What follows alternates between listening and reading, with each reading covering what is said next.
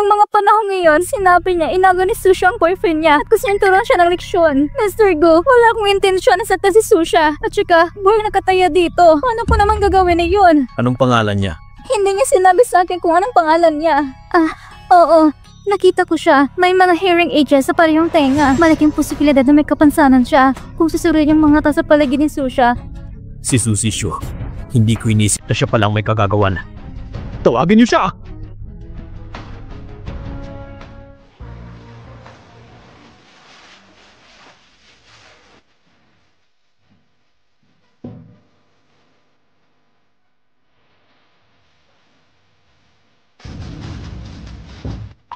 Basing ka na? Sushi Shu, Rumen ang ginagawa mo. Huwag mong gawing mahirap ang sitwasyon. Maging tapat ka na. Ginagawa ko lang ito para sa sarili ko. Para magkaroon ako ng mas magandang buhay. Pero ikaw ang nagpapahirap sa akin. Hindi lang ikaw ang naging sekretary ni Gong Mingzhi at nagbuntis ko pa na anak niya. Susha, ikaw at ang anak mo. Dapat mamatay kayong dalawa. Shushu, tanga ko sa'yo. Basta palayain mo ako, hindi na ako babalik sa Shanghai. Pwede ba? Inaakala mo bang tanga ako? Hanggat nandyan pang anak mo sa tiyan, para ka na rin ang babanta sa akin. Hindi ko matitiis ang matatamo ko ngayon. Paano ko papayagan na hadlangan mo at ang anak mo? Ang aking daraanan. Nakipagkabit ka sa mga lalaki at nabudis bago ikasal? At dahil nahihiya ka, kaya ka nagpasya na magpatanggal ng bata sa isang pribadong klinika. Pero dahil mahinang katawan mo, parehong mamamatay ang ina at ang anak. Susha, akala mo ba gagamitin ko itong dahilan para paasahin si Gong Mingzhi? Pwede ba?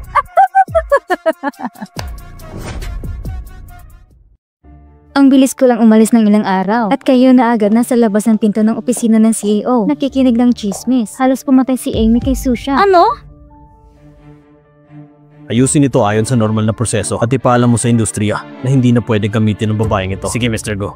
Mr. Go, pakiusap. Nakikipa pa ako na sa pagkakataon. Hindi pa rin makontak si Susie Shu. Nagpadala na ako ng mga tao para hanapin siya. Puntahan natin sa ospital. Mr. Go, pupunta ba kayo sa ospital para makita si Shasha? Pwede ba akong sumama? Ilibot ko na buong ospital, pero hindi ko pa rin makita si Miss Susha. Teka, kailangan natin tawagan si Assistant Chen. Bilis, bilis, bilis!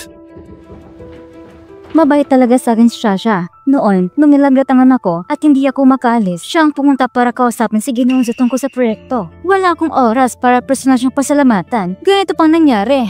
Ang sinabi mo, siya ang nakipagsundo? Tama. Tanda ko pa ng malinaw. Noong March 10 na yun, sa gabi na yun, ako na sana makikipagsundo doon sa Seijan Hotel. Pero may biglang nangyari, kaya si Susha ang pinadala ko. Noong March 10, nasa Seijan Hotel si Susha? Si Mr. Zhu, kilala sa industriya. Marami ring nainom si Susha ng gabing iyon. So after siya napapalipas ng gabi. Sa gabing yun ay si Susha. Ipapakilala ko sana siya sa isang lalaki pagbalik ko. Hindi ko inaasahan na ganito pala nangyari. Wala pang boyfriend si Susha ngayon? Tama. Simula nang pumasok si Susha sa Tianzi Group, ako naging mentor niya. Malapit ako sa kanya. Tinanong ko pa siya noon kung may nobyo siya. Sabi niya wala. Sabi ng doktor ni Susha, 2 buwan na siyang buntis. Magkatugma din yung petsa. Kaya ang bata sa sinapupunan ni Susha ay akin. Hello? Anong sabi mo? Anong nangyari? Mr. Go, tumawag ang bodyguard niya. Sabi niya, nawawala daw si Susha. Ano? Hindi ba't sinabi kong bantayan siya? Go, hanapin mo agad ang lokasyon ni Sushi Shu. Mr. Go, inaakala niyo ba na si Sushi Shu ang kumidnap kay Secretary Su? Nung gabing yon, ang nakasama ko ay si Susha. Nagpa siya si Sushu na palitan siya. Kaya siyang may pinakamalaking responsibilidad. Nasaktan si Susha. Shushu, may panahon pang magbago. Huwag mong gawing pagkakamali ang lahat. Hindi ba't gusto mo itay ang buhay mo para sa isang malabong hinaharap? Tumahimik ka! Tinatakong tamang landas. Susha, hindi mo naranasan lahat ng bagay sa pamilya Go. Siyempre, hindi mo ko maintindihan. Kung darating ang araw na mapunta ka sa posisyon ko, baka gumawa ka ng parang desisyon ko. Walang taong hindi gusto maginhawang buhay. Pero hindi ko kayang ilagay ang buhay ng iba bilang hagdang bato para baguhin ang sarili kong kapalaran. Kapag kunwari, huwag mong asama pa amo mo ako. Ang doktor handa na para sa papapalaglag. Susha, magdasal ka na lang. Sushu. Susha, huwag mong hayaang may mangyari sa'yo. Mr. Go, nahanap ko na po. Si Secretary Su ay pumasok sa isang maliit na klinika sa suburban. Kalahating oras na nakalipas. Agad na nating puntahan. Miss Su, handa na po ako. Hindi pwede! Tandaan mo, gawin mong maingat ang pamamaraan. Huwag mo ngayang makita ng iba. Pag natapos na, iaayos ko yung pagpunta sa ibang bansa. Walang problema sa pagkain at inumin. Maraming salamat, Miss Sue. Gagawin ko ang lahat para magtagumpay ang operasyon. Bilang isang doktor, hindi mo dapat tutulungan ng kasamaan. Sino bang hindi madadala sa mataas na presyo? Magtiwala ka, sa susunod na taon, hindi ko makakalimutan na ibigay ang dasal ko para sa iyo at sa anak mo.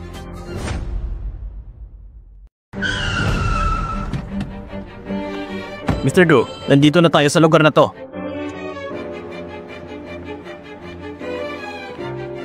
Susha, sayang hindi mo makita ang araw ng kasal namin ni Gomingze. Tara. Kayong dalawa, pumunta kayo doon para hanapin siya. Mingze, bakit ka nandito? Nasaan si Susha? Mingze, si Susha ay buntis ng anak na isang estranghero. Siya mismo ang humili na samahan ko siya upang ipalaglag ang bata. Mingze, nahihirapan akong huminga. Anong ginagawa mo? Nagsisinungaling ka pa. Alam ko na ang katotohanan. Mr. Gu, na-check na namin sa ibaba. Doon sa itaas. Mr. Gu, dito!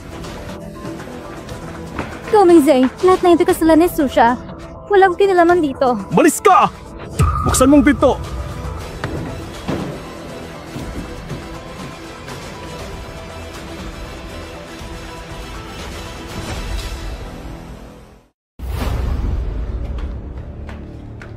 Nasaan si Susha?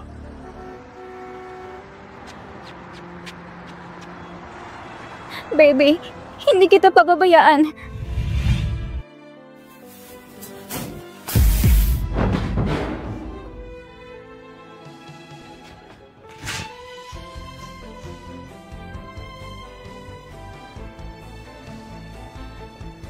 Sushushu. Gomingze. Hindi na ako magkikialam sa pagitan ng dalawa. Baby, hindi na kita pababayaan. Hindi na kita ilalagay sa ganitong panganib.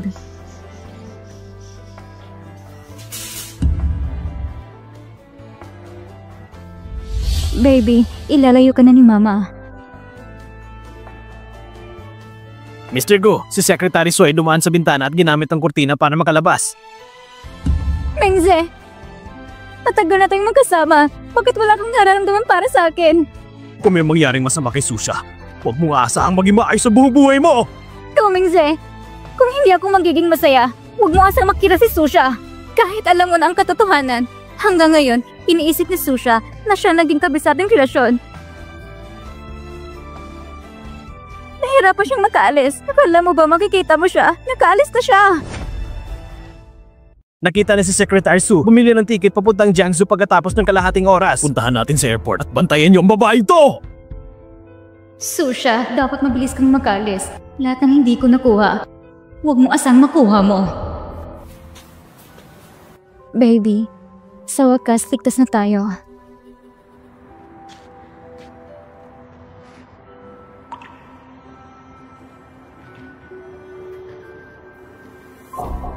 Gomingze, simula ng gabi ngayon, ang ating relasyon ay isang pagkakamali. Ang drama na ito ay dapat na matapos. Paalam, Gomingze.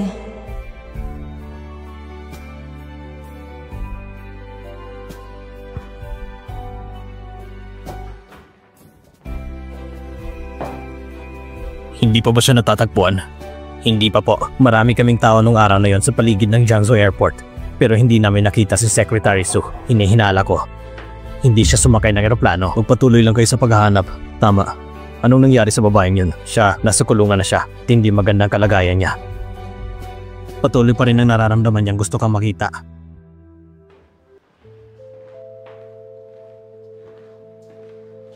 Mr. Gu! Mr. Gu, pagkawalan mo na ako. Ang lugar na ito ay hindi para sa tao. Nasira pang hearing aid ko. Hindi ko na kaya. Ang lugar na ito. Nung pinahirapan mo si Susha, siguro inisip mo na mangyayaring ganitong resulta. Pero kung gusto mo magbayad para sa mga kasalanan, pwedeng maging maayos ang kalagayan mo dito kung gusto mo. Mr. Gu! Mr. Gu! Alam ko ng pagkakamali ko. May tanong ako sa'yo. Si Susha, may lugar ba siyang balak puntahan? Alam mo ba ang plano niyang gawin? Nung bata siya, sinabi niya gusto niya magtayo ng isang restaurant. Mr. Gu! Mr. Gu! Mr. sponsor ko! Ayon sa mga sinabi niyang pahiwatig, kolektahin ang mga detalye tungkol sa restaurant. Mr. Go, gusto mo bang makipagtanungan kay Shoshu? Hindi na kailangan. Hindi siya karapat-dapat. Araw-araw, si ma'am ay kailangan lumabas para magtrabaho at ikaw matutulog sa maliit na silid na ito. Hindi mo ba ako sisisihin? Si Mami nagtatrabaho para suportahan ako at para makapag-aral ako. Natatakot ka bang matulog sa maliit na kwarto na ito? Mami, hindi ako natatakot kasi may buwan at maliit na ilaw sa gabi na magbibigay sa akin ng gabay. Hindi talaga natatakot ang tunay at matapang na batang lalaki. Matulog ka na.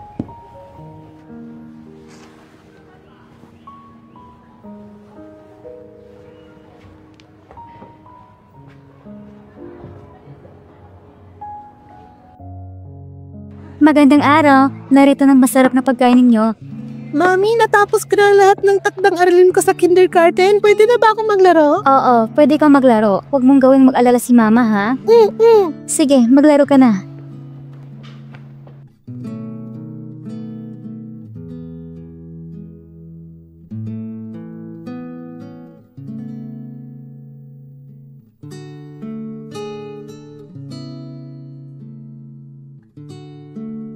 Mr. Gu, narito na ang lahat ng impormasyon sa lahat ng mga tindahan sa kalsadang pangnegosyo. Sa mga nakaraang taon, nag-invest ka ng marami sa mga negosyo sa kalsadang ito. Parang naghahanap ako ng isang karayom sa isang damuhan. Naniniwala ako na magtatagpo kami ni Susha balang araw. Maglalakad lang ako sa paligid at tatawagan kita mamaya. Maghintay ka hanggang matapos ako. Talaga nag-aalala si Mr. Gu kay Secretary Su. Sa mga nakaraang taon, hindi ko na alam kung nasa si Secretary Su kasama ang anak niya. Bakit mo ko tinulak? Gusto ko lang maglaro. Lumayas ka. Ikaw ang tumulak sa akin. Kailangan mong humingi ng patawad. So, tiyan. Sabi ng lahat, nawawala daw ang tatay mo. Hindi ka karapat-dapat maglaro dito. Ang mama mo ay nakipagtalik sa Wildman. Ikaw ay isang bastardo. Huwag mong sabihin yan sa mama ko. Mama! May nanakit sa akin! Baby, pumangon ka. Pumangon ka dali. Okay ka lang ba? Ikaw na naman? Ikaw lang yung bata ka? Ang anak ko sinaktan mo? Huwag ka nang bumalik dito, ha? Kaya siya nang unang magmura sa mama ko. Anong masama kung magmumura siya? Ang sinabi ng anak ko ay totoo. Ang mama mo ay isang maudyok. Walang asawa at puno ng kahihiyan. Nangaakit ang asawa ng iba? Yuck! Ang asawa ko na mamahala sa kalsadang ito at sa mga nangungupahan dito. Kung aapin mga anak ko, mag-ingat ka. Takay hindi rin ang bahay ng mama mo sa susunod na quarter. Pwede pa magdulot ito ng problema kay Mommy? Natakot ka na, ha? Kung ayaw mong magkaproblema ang mama mo, kailangan mo magdasa at humingi ng tawad sa anak ko. Sabi ng mama ko, ang tuhod ng lalaki ay gintong halaga. Hindi ako magpapakumbaba sa inyo. Talagang kahoy ng mama mo mababa ang uri? Tingnan ko nga kung gaano kahalagang tuhod mo. Hinahamak mo ang bata sa harap ng anak mo. Huwag mo nang gawing halimbawa yan sa anak mo. Bakit parang magandang pakiramdam ko kay kuya? Sino ka ba? Bakit ka nagkikialam? Baka ikaw ang kabit ng mama niya. Wala akong pakialam. Tumahimik ka. Papalitan nilang rentang mama mo. Maganda ka sa paglas ng renta. Salamat kuya, pero parang nagbigay pa ako ng problema kay mama. Ang batang ito, parang kamukha niya si Susha. Bata, anong pangalan ng mama mo? Nasaan ang papa mo? Sabi ng mama ko, patay na ang papa ko. Ang pangalan ng mama ko ay... Mr. Gu, may balita na tungkol kay Secretary Su. Nandito ako sa isang bahagi ng Jiangxi Road. Puntahan mo ako agad. Bata, ano ang pangalan mo? Tiyan po. Saan ka nakatira? Ihahatid na kita. Wag na po kuya, kaya ko na po. Nasa tapat lang naman ng bahay namin. Kaya ko na pong mag-isa. Sige. Ito ang pangalan ko. Kapag may nangapi sa'yo, tumawag ka lang sa akin. Salamat po kuya. Alis muna ako. Mr. Gu. Kung hindi sana namatay ang papa ko, siguro ay magkakasundo sila ni kuya at ipagtatanggol nila ako. Chan-chan! Chan-chan, kanino ka kumakaway? May nakilala po ako na mabait na kuya. Binigay niya sa akin ang pangalan niya. Totoo ba? Ang husya naman ni Chan-chan. May mga malalaking kaibigan na pala. Pero, Chan-chan, dahil wala kang papa, hindi ka pwedeng makipaglaro sa ibang bata. Magagalit pa si Chan-chan kay mommy? Hindi po, mami. Ikaw po ang pinakamagandang mama sa buong mundo. Tara na, Chan-chan. Uwi na tayo. Mr. Gu, kasalanan ko lahat ito. Hindi ko po nasuri ng maayos at na-mix ang pangalan ng may-ari ng restaurant. Nalito pa kita kanina. Sobrang nakakahiya. Ituloy mo lang ang investigasyon. Huwag palambasin ng kahit anong pagkakataon hanggat may konting posibilidad. Sige po, Mr. Gu. Susha, nasan ka ba talaga? Pasensya na. Sarado ng restaurant. Ang boss restaurant na si Su. Ang dami niyang kinikita ngayon. Bumili pa siya ng ganito kagarang ilaw sa kalsada. Mr. Chang, bakit ka nandito? Hindi ba't malapit na ang renewal ng lease contract sa susunod na quarter? Dumaan lang ako para makapag-usap tungkol sa renta. Mr. Chang, so ang renta ay pareho lang sa dati? Ganun ba? Ay, tataas ba ang renta o hindi? Siyempre nakadepende din ito sa attitude mo, di ba? Mr. Chang, hindi ko po naintindihan ang mga ibig mong sabihin. Susha, kung sasama ka sa akin, babawasan ko ang renta ng kalahating taon. Hindi ba't magandang alok yun? Mr. Chang, itong tindahan ay sa iyong pamamahala lang. Magbabayad ako ng renta ayon sa nakasal sa kontrata. Hindi ba't ako pa rin ang magsasabi? Huwag mo nang gawing komplikado. Hindi mo ba ito nauunawaan? Hindi ako papayag na inaabuso mo ang mami ko. Susha, tignan mo naman si Chan-chan at ikaw lang ang nag-aaruga sa kanya. Hindi ito madali. Kaya naman, huwag mo nang pahirapan ang sarili mo. Baka mas madali ang buhay mo pag hindi ka ganito, ha? Mr. Chang, may asawa at anak ka. Hindi ba't hindi magandang sabihin yan? Kung hindi mo sasabihin, wala namang ibang nakakalam. May kakayahan ako para alagaan si Chan-chan. At saka, may boyfriend na ako. Ano? May boyfriend ka na? Kung ganon, maganda ka na sa pagtaas ng renta.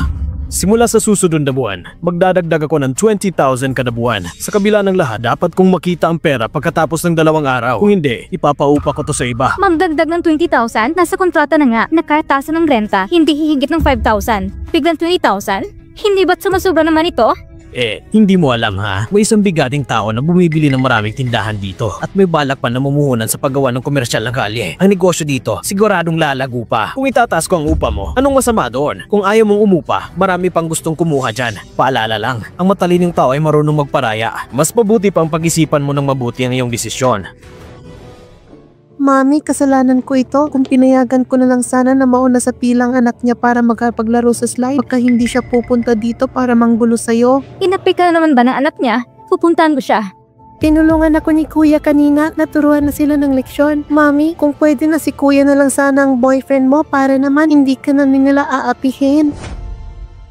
Chan-chan, yung sinabi ko kay Mr. Chang, palusot lang yan ni Mami, hindi ako naghahanap ng boyfriend. Pero, sige na. Wala ng pero. Kaya ni Mami itong ayusin, okay? Maglaro ka na. Kung talagang hindi na kaya, baka kailangan nating lumipat ng pwesto.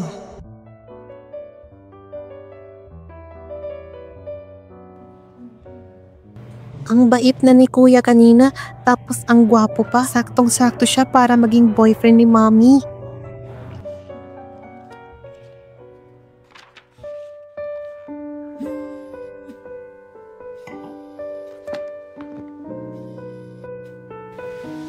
Hello? Kuya, naaalala mo pa ba ako?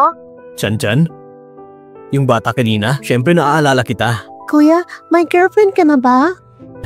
Naghahanap pa lang ako. Ayos! Nahanap ko na siya para sa'yo. Maganda at mabait si Mami. At single pa siya. Gusto mo bang makilala si Mami? Alam ba ng mami mo na nakakausap mo ako sa telepono? Ayaw ni Mami na mag-alala ako. Pero yung manong na namamahala sa tindahan, hindi siya mabuting tao. Ayoko lang talaga na masaktan si Mami. Yung tindahan nyo ba ay nasa Jianxi Road, Section 1? Oo, tama yon. Sige. Naiintindihan ko. Pupunta siya dito para maningil ng upa sa Makalawa. Kuya, pupunta ka ba? Huwag kang mag-alala. Hindi ko na siya hahayaang manggulo pa sa inyo.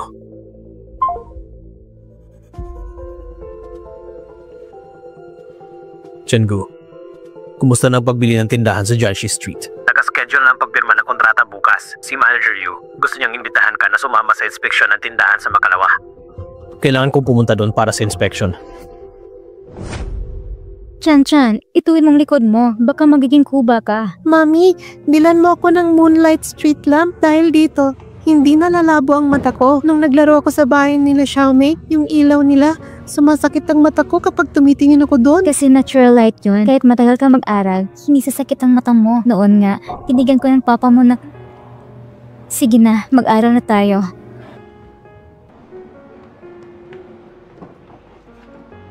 Susha, maaga ka na namang nagtatrabaho, ha? Hindi tulad nung sa bahay namin, yung ina parang tigre. Yung sinabi ko sa'yo kagabi, anong desisyon mo? Naiintindihan ko naman ang pagtaas ng upa sa kaya ng negosyo na to, pero sobrang mahal ng 20,000. Pwede pong pag-usapan natin? Pwede nating pag-usapan. Mamayang gabi, hintayin mo ako sa kwarto. Doon natin pag-usapan sa kama, ha? Asawa ko, bakit ka nandito? Mamaya tayo mag-uusap. Sa wakas, nahuli rin kita. Ikaw, haliparot. Totoo nga, inaakit mo talagang asawa ko.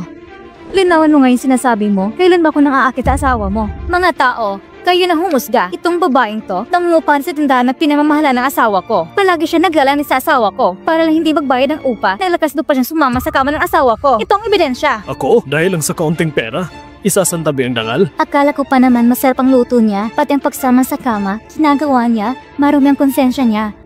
Paano pa magiging malinis ang pagkain na niluluto niya? Hindi niyo pwedeng sabihin yan sa mami ko. Hindi mo nga alam kung sinong papa mo, tapos ganyan mo pa ipagtanggol babaeng yan? Ay, baka natala ng kabit. Si Su Chan Chan ang pari niya ipinanganak. Baka natala ng kabit. Si Su Chan Chan ang pari niya ipinanganak. Susha, nakikiusap ako sa'yo. Itigil mo ng pagkukulat kay Mengzay. Siya na lang natitira kong sandigan. Simula pagkabata, palagi mong inaagam lahat sa akin. Ngayon ba naman, pati ang boyfriend ko aagawin mo? Nakikiusap ako sa'yo. Luluhod ako sa'yo. Totoo nga, at nanganak ng anak sa labas. Wala kang karapatang magsalita ng ganyan. Chan Chan, tumayo ka. Ayos ka lang ba? Mami, ayos lang ako. Sinasabi ko sa inyo, si Chan Chan ang hangganan ko. Kahit hindi ko naupuan ang tindahan ito, hindi niyo pa rin pwede sa anak ko. Ikaw ang babae ka? Naglagas na ba sa tanak ko? Anong tinatanga-tanga mo dyan? Pinubuli ng asawa mo. Walang hiya ka talagang babae ka? Gusto mong pilit na ibigay sa akin ang room card. Tapos ngayon, naglagas loob ka pang saktan ng asawa ko? Gusto mo talagang mawalan ng negosyo? O ayaw mo na siguro magpatuloy dito? Yung room card na yun, kami mismo nag-abot niya sa akin. Huwag mo kong baliktarin. Nakakatawa ka talaga. Ang asawa ko ay isang property manager dito sa plaza. Eh ikaw, bukod sa may anak ka sa ibang lalaki, ikaw pa ay sa may kapansanan, bingis sa kanang tenga. Sa palagay mo ba magkakagusto siya sa'yo? Para sa'yo, gintong lalaking yan. Pero para sa akin, isa lang siyang mukhang maduming manyakis na lalaki. Ikaw babae ka? Tumingin ka muna sa salamin. Ano bang klaseng babae ka? Kahit na siguro libre ka, ayoko pa rin. Mami, puprotektahan kita. Walang interes si mami sa'yo sa pangit mong itsura. Ang papa ko, mas gwapo ng 10 pesos kesa sa'yo. Yung papa mo, malay mo nga lang, baka may ibang babae siya kasama ngayon. Yung papa mo, hindi alam na buhay ka pala. Ayusin mo yung pananalita mo. Mami, tatawagan ko si papa ngayon. Kailan mo naman binigyan ng bago umang anak mo?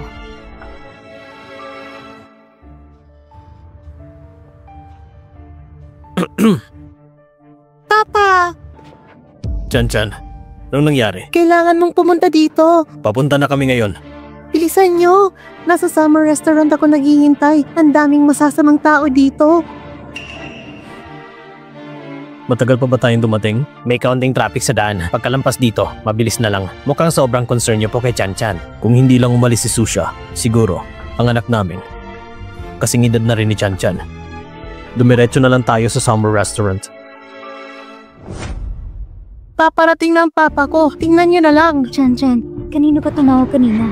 Sa isang kaibigan ko, kamakalala mami. Nangako siya sa akin. Nagdarating siya agad-agad. Kagaya mong may kapansanan. Paano ka makakahanap ng matinong lalaki? Sa tingin ko, basta ka na lang kumuha ng lalaki at tinawagan. Ano bang pakialam mo? May negosyo pa kami aasikasuhin. Umalis na kayo. Anong alis? Saan palang inawat ko sa'yo? Akala mo tapos na agad? Hindi ko na pauupahan sa iyong tindahan. Ngayong araw na ito, lumayas kayo! Kahit hindi niya paupahan, hindi pa tapos ang kontrata, wala kayong karapatan. Kahit hindi akin ang tindahan, ako pa rin ang masusunod kung kanino pauupahan. Dati, dahil nakita kong may kapansanan ka at may bitbit kang anak, naawa pa ako sa inyo kaya pinaupahan ko. Pero ngayon, isa ka palang walang utang na loob, walang respeto. Sinaktan mo pa ang asawa ko. Sinasabi ko sa'yo, kung gusto mo pang manatili rito, lumuhod ka ngayon at humingi ng tawad sa asawa ko. Habang nandito ang asawa ko, hindi ko pwede mawala rito. Humingi ka ng tawad. Hoy, kahit na si Madam ang unang nangakit sa asawa mo, pero kanina, ikaw ang unang nanakit sa bata. Malibang ipagtanggol ang anak niya? Tama. Pagkakamali ng matatanda, huwag ipasa sa mga bata. Sa totoo lang, matalino pa nga ang bata. Bakit nyo kailang pahirapan sila? Ano bang kinalaman nyo? Ang buong kalye na to ay nagustuhan ng isang kilalang bigating tao. Binili pa niya lahat ng mga pwesto. Simula ngayon, ang kalye na to, tsak na lalong uunlad. Hindi siya makakabayad ng renta. Kaya nararapat lang siyang paalisin. Sino yun? Ang pinakamalaking grupo sa Shanghai. Ang CEO ng Tianzi Group, si Gu Mingze. Sino ulit ang sinabi mo? Ngayon, natakot ka na? May isang henyo sa negosyo tulad ni Mr. Gom na namumuno, kaya bottle gala dito magiging ginto. Kahit ang isang tanga, alam nang kikita ng malaki dito. Gusto mo na yatang makiusap sa akin? Napaupahan ko ulit sa'yo ang pwesto. Gu Mingze, bakit ang sakto naman ang lahat? Si Mr. Gu, hindi naman siguro siya pupunta rito mismo. Ano namang kalokohan iniisip mo? Aba, balak mo siguro akitin si Mr. Gu, no?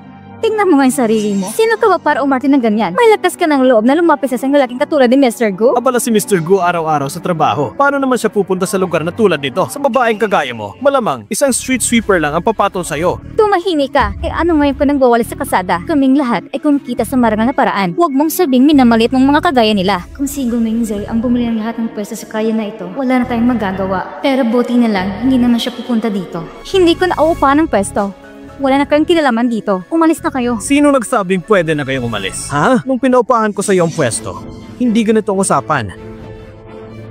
Ngayong ayaw mo nang umupa, kailangan mo pa rin bayaran ako ng depreciation fee. Nang inupahan ko ito, lahat ng renovation dito, akong gumastos. At higit pa roon, inayos at nilagaan ko ito ng mabuti. Bukod pa roon, mahal na mahal ko ang peso na ito. Bakit mo ko sisingilin sikretong bayad? Dahil ako lang ang namamahala sa mga pwesto sa lugar na ito. Kung ayaw mo mabayad, hindi ka rin makakaalis ngayon. Anong kaguluhan ito? Sa wakas, nandito na si Kuya. Anong ginagawa ninyo? Manager Liu, bakit ka nandito? Hindi ko malalaman kung anong kaguluhan ang ginagawa mo. Manager Liu, hindi ba't ang ating commercial street ay nasilayo ng construction? Gusto rin tumulo ng asawa ko. Kaya umaga siyang dumating para magsiyasat sa tindahan. Pero siya nagmamagali pa rin dito. Kung papabayan pa natin siya dito, makaka-apekto lang siya sa ating commercial street pagdating sa construction at pagunlad. Kalokohan yan, sinungaling kayo. Kayong may kasalanan dahil kayong ulan nagtaas ng renta sa pwesto ko. Ano? Totoo ba yung mga sinasabi mo? Tinaasan lang namin ng 20,000. 2,000 lang naman yan. Bakit hindi mo matanggap? Sinasabi ko sa'yo, ang mga tindahan sa kalsadang ito ay hindi para sa mga pulubi. Kung hindi mo kayang bayaran ng renta, lumayas ka na lang. Sige. Pare-pareho kayo mapagsamantala. Hindi ko nauupa ng tindahang ito. Pero ang bayan ng hinihingi nyo, huwag kayo umasa na babayaran ko yan. Wala naman sa kontrata yan. Kung wala akong makukuhang bayad sa depreciation fee, paano ko kikita dito? Hindi mo pwedeng dikitan ito. Sinasabi ko sa'yo, lahat ng tindahan ko dito, kapag nirentahan at ibinalik, ay kinakaltasan ko ng angkop sa deposito. Depende sa kalagayan ng tindahan. Kahit isang kusing ng deposito, huwag ka nang umasa na maibabalik. Nung nirentahan kong tindahang ito, nagbigay ako ng 50,000 na deposito. Tumahimik ka! Sinasabi ko sa'yo, mamaya darating mismo ang presidente ng Tianzi Group, si President Gu, para magsagawa ng inspeksyon. Kapag nalaman niya ang ginagawa mo, hindi lang deposito ang hindi mababalik sa'yo. Baka sa buong Shanghai, wala ka ng lugar. Hindi ba't hindi raw darating si Gu Mingze? Walang galang. Ang nakaslo mong tawagin siya sa pangalan lang. Oo nga. Karaniwan, si President Gu ay hindi mismo nag-i-inspeksyon ng tindahan. Pero sa pagkakataong ito, particular niyang gusto ang proyektong ito. Kaya nga pupunta talaga siya ngayon. Hindi pwede. Kailangan namin umalis ni Chan Chan bago dumating si Gu Mingze. Manager Yu, kailan ba darating si President Gu? Para sa isang tao na kasing taas ang posisyon niya, kailangan ito siyang tanggapin ng maayos. Tama, Manager Lu. Ang babaeng ito ay may masamang intensyon. Kanina lang, nagplano pa siyang akitin si President Gu. Kailangan natin kumilos agad. Palayasin na natin siya. Nasa atin naman ang deposito. Hindi rin siya makakatakas. Ang babaeng gaya niya, imposible namang magustuhan ni President Gu. Sabihin ko sa inyo kamakailan lang, sumali ako sa isang dinner party ng mga mayayaman. At doon ko nalaman na si President Gu matagal na siyang may iniibig. At ang totoo, dahil sa babaeng yon, itong mga taon, hindi na siya nagtalaga ng personal secretary. Baka kasi nagsasela si Shushu. Chan Chan, umalis na muna tayo. Pero hindi pa natin nakikita si Kuya. Sabi niya tutulong siya sa atin. Sa ibang araw na lang natin kontakin si Kuya, okay? Yung lalaki mo, ang duwag naman. Sabi niyang darating siya. Pero hanggang ngayon, wala pa rin siya. Pero tama lang naman. Sino bang matinong lalaki na maglakas loob sa'yo para sa isang katulad mong may kapansanan? Kayong lahat, masasamang tao kayo. Hoy! Anong ginagawa mo? Chan Chan! Anong ginagawa mo? Chan Chan! Anak, ayos ka lang ba? Gu Mingze? Susha, sa wakas, natagpuan rin kita. Secretary Su? Kuya, sa wakas dumating ka na. Pasensya na, nahuli ako. Ikaw na naman, noong araw na iyon pa lang, paano yung pagtatanggol mo sa batang yan? Yun pala, totoo ang ikaw ang kalaguy ni Susha. Gwapo ka nga, pero ang taste mo, sobrang sama, babayang may kapansana at ang gustuhan mo pa? Mukha lang siyang lalaking malaga. Gwapong mukha ba? Ay! Manager Yu, anong ginagawa mo? Kayong dalawa, hindi nyo alam kung sinong bigating tao ang kinakalaban nyo. Pasensya na po, hindi kayo nakikilala ng dalawang ito. Nagkamali sila. Hindi ako papayag. Isang pangmatas ng kagalang-galang tulad ni President Go. Paano niya magkikilala si Susha? Oo nga, Manager Liu. Siguradong may malaking pagkakamali dito. Gusto ko sanang iligtas kayo. Pero pinili niyong ipahamak ang sarili niyo. Wala na kayong lugar sa kumpanyang ito. Chan-chan, sila bang nangapi sa inyo kanina? Oo, kuya. Shengo, iba ng dalawang ito sa buong industriya. Opo, Mr. Gu. Oh, President Gu, nagkamali kami. Maawa po kayo sa amin. Patawarin niyo kami. Oo nga po, President Go. Kumuha kami ng trabaho. Paano pong mga anak namin? Nung inapin niyo sila, naisip niyo ba na siya lang ang nag-aalaga sa anak niya? Sigurado kong alam niyo yan. Napagalit niyo si President Gu at naban ang dalawang to sa industriya. Katapusan na to ng buhay nila. Pero ang tangtulan ni President Go, paano siya makakakilala ng anak lang na may-ari ng restaurant? Chan-chan, sino pa bang nanakit sa inyo? Meron pa rin po. Minura niya si mama tapos pinabayad pa siya. President Gu, hindi po ganon. Lahat ng ito ay isang malaking hindi pagkakaintindihan. Anong relasyon niya sa inyo? Nakilala ko po si kuya nung nakaraang 2 araw. Mami, tingnan mo. Totoo nga tinulungan niya tayo. 2 araw pa lang pala magkakilala. Mukhang hindi rin malapit ang relasyon nila kay President Gu. President Gu, ito ay isang malaking hindi pagkakaintindihan lang. Baka naman po pwede po natin pag-usapan ito sa opisina. Nung inapi mo sila, iniisip mo ba na may pagkakataon ka pa para makipag-collaborate sa akin? President Gu, kakakilala niyo lang po sa kanila. Ako po'y matagal nang namamahala sa shop na ito. Paano niyo po ako mapapalitan dahil lang sa isang bata? Ang Tianzi Group ay maraming magagaling na tao. Ano bang masama kung papalitan kita? Lalo na, inaapi mo pa ang mapapangasawa ko. Ano? Mapapangasawa mo? Gumengze, hindi ba siya kasama ka Shushu? Paano siya ang mapapangasawa niya? Kung meron siya ganitong kalakas na koneksyon, bakit pa siya nagpapakahirap na magpatakbo ng isang restaurant at mang-isa pang nagpalaki kay Su Tiantian? Tama, walang babaeng tanga na iiwanin sa taong gaya ninyo. President Gu, baka nagkakamali po kayo ng pagkakakilanlan. Tumahimik ka! Mr. Gu, salamat sa inyo sa pagtulong sa amin ng anak ko. Lubos na kami nagpapasalamat. Chan-chan, magpaalam ka na kay kuya. Kuya? Narinig ko pa sa anak ko na may sinabi siyang patay na daw ako. Mr. Gu, sigurado nagkamali lang siya.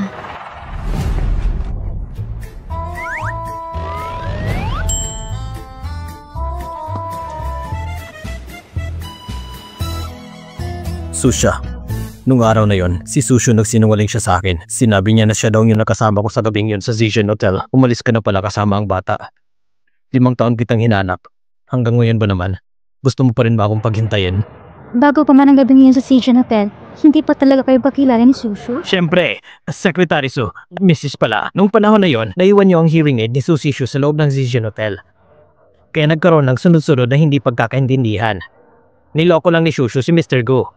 Sa lahat ng taon na ito, tapat ang puso ni Mr. Gu sa inyo. Kayo ni Chan-chan, patawarin niyo na po si Mr. Gu. Shengu. Salamat. Totoo po ba na kayo ang papa ko? Oo, pasensya na Chan-chan. Ngayon lang kita nahanap, pati ang mami mo. Masama ka ama, kaya paparasahan kita. Sa buong buhay mo, bawal ka nang umalis sa amin ni mami. Sige. Pangako ko yan. Susha. 5 taon na ang lumipas. Pwede mo ba akong bigyan pa ng isang pagkakataon? Dahil sa isang hindi pagkakaintindihan, nagkawala kami ni Gomengze ng 5 taon. Sige, tinatanggap ko na.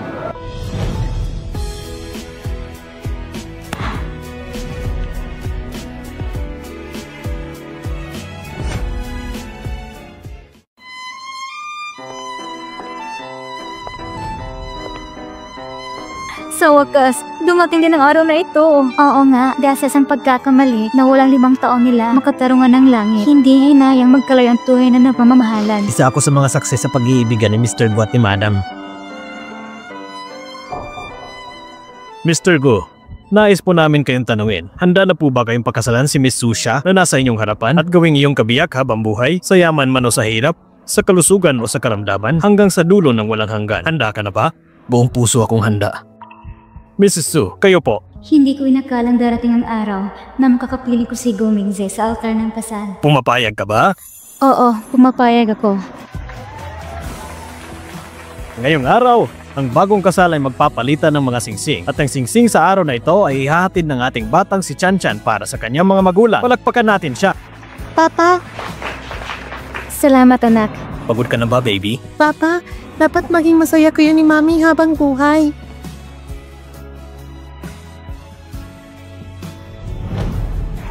Chan Chan, anong susunod nilang gagawin? Dapat maghalikan si Papa at si Mami.